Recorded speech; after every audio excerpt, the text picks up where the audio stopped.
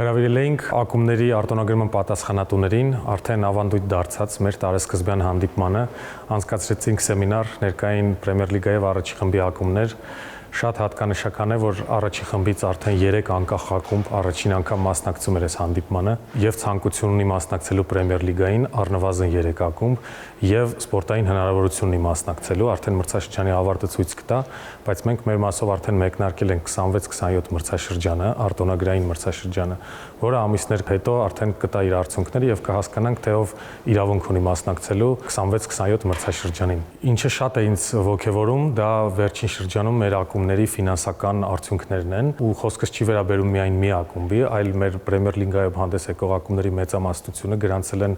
մեծ աճ ֆինանսական տեսանկյունից, ինչը թույլ է տալիս ենթադրել, որ մենք քայլ առ քայլ առաջ ենք գնում եւ արտոնագրային տեսանկյունից եւ UEFA-ի զեկուցման տեսանկյունից եւ ընդհանրապես ֆուտբոլում արկա ֆինանսական իրավիճակը այս պահին քայլ առ քայլ գնում է առաջ։ Քննարկումը միանշանակ դրական ենք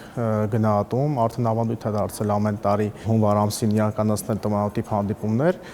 նպատակ ունենալով ծանոթանալ արտոնագրային փոփոխություններին, որպեսզի ակումբները ավելի ծանոթ լինեն եւ պատշաճ կերպով ներկայացնեն արտոնագրման փաթեթները։